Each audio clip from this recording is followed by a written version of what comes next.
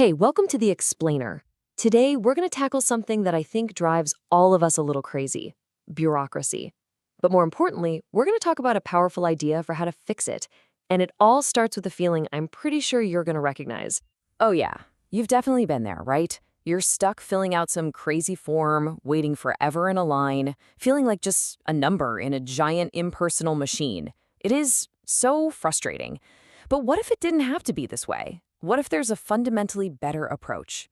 Deep down, we all share this hope, this dream of a government that just works, one that's effective, that listens, and that actually solves problems. And that desire, it's not just some fantasy. It's actually the fuel that keeps a real democracy running. Okay, so if we all want the same thing, why is it so hard to get there?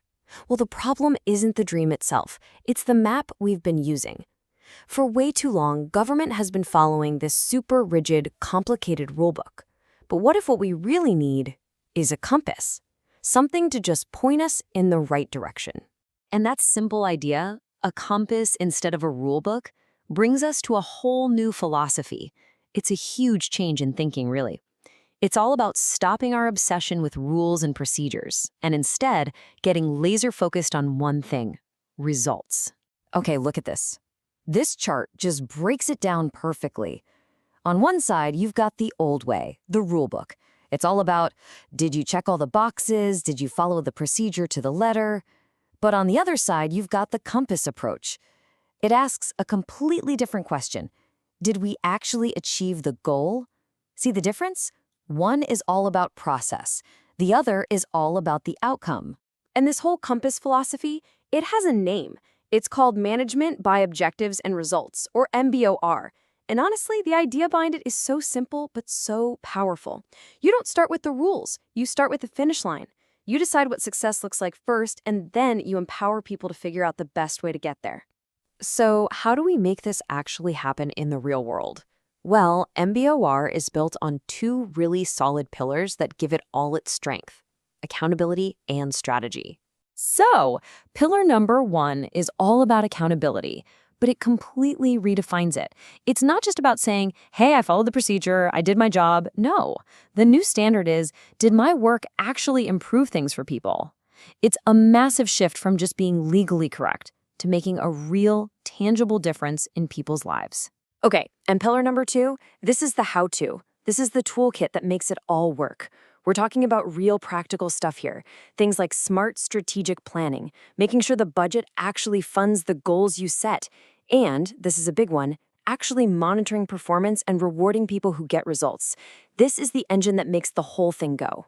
All right, so theory is great, but what does this look like in the wild? Let's make it concrete. We're going to dive into a real-world case study to see how this compass approach can solve a problem you might see in pretty much any community. And to walk through it, we're going to use a super simple 4-step plan. Think of it like this. First, what exactly is the problem? Second, what does fixed actually look like? Third, what's our game plan? And fourth, who does what to make it all happen? Okay, step one, let's explain the problem. So we're taking a real-life situation, a neighborhood with a pretty serious water shortage. But see, it's not enough to just say there's a shortage. If you really want to solve a problem, you first have to be able to measure it. And this is what happens when you get specific. We go from a vague complaint to hard data.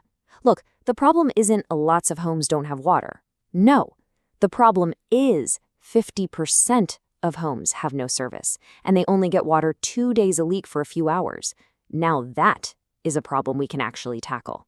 Okay, so now that we know exactly where we are, we can figure out where we want to go. Step 2 is all about setting the destination. And the cool part is, we basically just flip the problem on its head to create our goal. And check this out. Now we have a clear before and a clear after. Instead of 50% of homes without water, the target is 20%. Instead of water 2 days a week, the goal is 5 days a week. See? Now everybody, from the planners to the public, knows exactly what winning looks like. And this is where that compass we talked about becomes so important. Because we have a clear destination, right? We're not just scrambling and reacting to daily crises anymore. we can actually sit down and think strategically about the smartest, most effective way to get there. So what are the big moves? Well, the analysis showed it wasn't just about pipes and pumps. There was a human element. The local neighborhood association wasn't very strong. So the strategy is brilliant. It's a 1-2 punch. First, strengthen the community so they can advocate for themselves. And second, upgrade the old obsolete equipment. You're tackling the problem from both sides. Okay, so let's zoom out for a second. This whole water example, it's about way more than just fixing pipes. It really shows why this different way of thinking can have such a huge, profound impact on all of us, on society as a whole. Yeah, this quote just nails it. When a government is clear about its goals and is totally open about its results, it changes everything for us, the citizens. We become more informed, we get more involved, and we can actually hold our leaders accountable. That's what a healthy, thriving democracy is all about. So, you gotta understand, this isn't just about efficiency or making government run like a well-oiled machine. It's much deeper than that.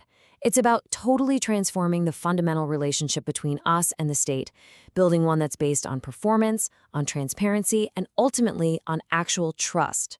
And what you're building, really, is something called social capital. The easiest way to think of it is like a bank account of trust that people have in their institutions. And you can't just declare you have it. You have to earn it, one deposit at a time, every single time an institution makes a promise and then actually follows through. And once you start doing that, you kick off this amazing positive feedback loop. The government gets results, which builds trust. That trust empowers citizens to get more involved and demand more. And those engaged citizens, in turn, push the government to get even better.